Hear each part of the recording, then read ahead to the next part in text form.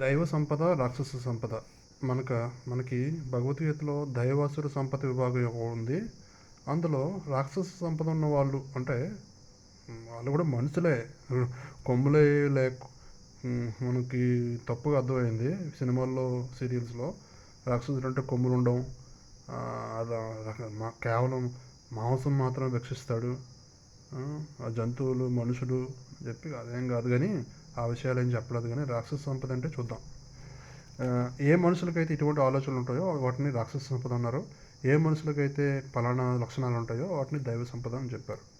ఒక వ్యక్తి పుట్టి నేనే పనులు చేస్తున్నాను, అంతా నా ఇష్టంతో జరుగుతుంది, నేను ఎక్కువ సంపాదించాలి,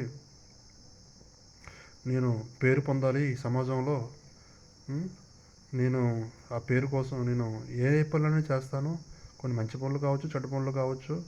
ఓకే, మంచి పనులు చేసి కొంతమంది పేరు తెచ్చుకుంటాను, లేకపోతే చెడ్డ పనులు చేసిన సరే పేరు తెచ్చుకుంటాను. మొత్తానికైతే నాకు పేరు కావాలి. రెండోది, నేను ఫలానా ఉద్యోగం చేయాలి, ఆ ఉద్యోగం చేసి నా తల్లిదండ్రులకి, నా చుట్టూ వారికి గొప్పగా నేను ఉండాలి అని చెప్పి, ఇంకా అన్నీ ఏ పనులైనా సరే నేనే చేస్తాను, ఆ పనులు చేసి నాకు కావాల్సిన కోరికలు నెరవేర్చుకుంటాను అని చెప్పి ఉన్న భావాలన్నీ మనకి నిజం చెప్పాలంటే జ్ఞానం ప్రకారంగా రాక్షస భావాలని అర్థమవుతుంది. ఇది మామూలు మనిషికి వాడు. దైవ సంపద వాడు ఏం చేసుకుంటాడంటే ఫస్ట్ తనను శరీరంలో ఒక జీవాత్మని, కేవలం కష్ట సుఖాలు అనుభవించే వాడు మాత్రంగా ఉన్నానని నేను శరీరంలో జీవాత్మగా ఉన్నానని, కేవలం కష్ట సుఖాలు అనుభవించే పాత్ర మాత్రమే అని, శరీరంలో ఒక ఆత్మ ఉన్నాడు, ఆయన కింది జన్మలో చేసుకున్న పాపుణ్యాల ప్రకారంగా శరీరంలో నాకు ఏ సమయానికి ఒక సిస్టమ్ ఉంది, ఆ సిస్టమ్ ప్రకారంగా శరీరం నడుస్తుంది. ఆ శరీరంలో ఆలోచనలకి, నిర్ణయాలకి అధిపతి శరీరంలో ఆత్మేనని, ఆయన శరీరంలో ఉన్న భాగాలు ఉపయోగించుకొని 24 భాగాలుగా ఉంది శరీరం.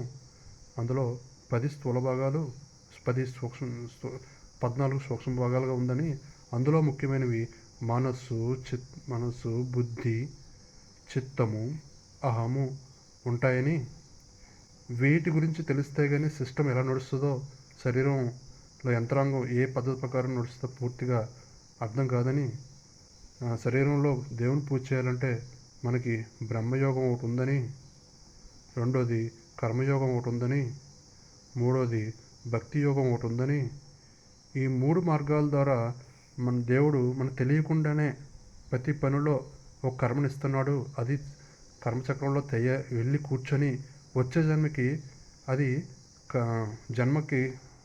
అది కష్ట సుఖాలుగా ఇస్తుందని, అలా వచ్చిందే కింద జన్మలో ఈ జ్ఞానం తెలియక, ఈ 3 ఆత్మల జ్ఞానం తెలియక, శరీరంలో ఉన్న ఈ 24 భాగాలు తెలియక, కర్మని తొలగించుకునే విషయాలు అయిన బ్రహ్మయోగం, కర్మయోగం, భక్తి యోగం తెలియకపోవడం వల్లే ఈ జన్మలో నాకు జన్మ వచ్చిందని, ఈ జన్మలో ఎటువంటి కర్మలున్నా నాకు తెలియదు, అయినప్పటికీ నేను ఈ యోగ మార్గాల ద్వారా నా కర్మను తొలగించుకునే ప్రయత్నం చేస్తాను. కానీ కర్మను తప్పించుకునే మార్గం లేదు. ఆయన ఏదైతే పలానా ఉద్యోగం ఇస్తాడో ఆ ఉద్యోగం చేయవలసిన, శరీరంలో ఉండి అనుభవించాల్సిన బాధ్యత ఉందని, ఫలానా సంపాదన ఆయన ఉద్దేశం ప్రకారం నడుస్తుందని, నా సొంత నిర్ణయం లేదని, నేను జీరో పాత్రని, మూడోది ఈ ఫలానా కీర్తి కానీ, పలానా ప్రశంసలు కానీ, లేకపోతే పలానా చెడ్డ పేరు కానీ నా సంకల్పం లేకుండానే శరీరంలో ఆత్మ చేసి నాకు అందించడం జరుగుతుందని, ఏదైనప్పటికీ ఇవి నా చేతిలో లేవని, నా చేతుల్లో ఉన్నది ఒక జ్ఞానం మాత్రమే దేవుడికి జీవుడికి స్వతంత్రం ఇచ్చాడని, వీటి ప్రకారంగా నడుచుకుంటే ఇప్పుడు జరిగే పనుల్లో కొత్త కర్మ తయారవకుండా ఉన్న కర్మలు లేకుండా చేసుకునే అవకాశం ఉందని అనే యాంగిల్లో చూస్తాడు ఈయన. అంటే శరీరంలో ఉన్న పంచభూతాలు ఏంటి, అవి శరీరానికి తయారు చేయడానికి ఉపయోగపడతాయి అని, ఈ శరీరం మొత్తం అంతా ఆత్మ ఆధీనంలో ఉందని, ఎప్పటికైనా జీవుడు అనేవాడు పరమాత్మలో కలవాలని, పరమాత్మ విశ్వంతో ఉన్నాడని, ఆత్మ శరీరంలో మాత్రం ఉన్నాడని, జీవుడు ఉన్నవాడు నుదిటి భాగంలో కేవలం రవ్వంతున్నాడు, గుణభాగంలో ఉన్నాడని ఆయన జ్ఞానం తెలుసుకుంటే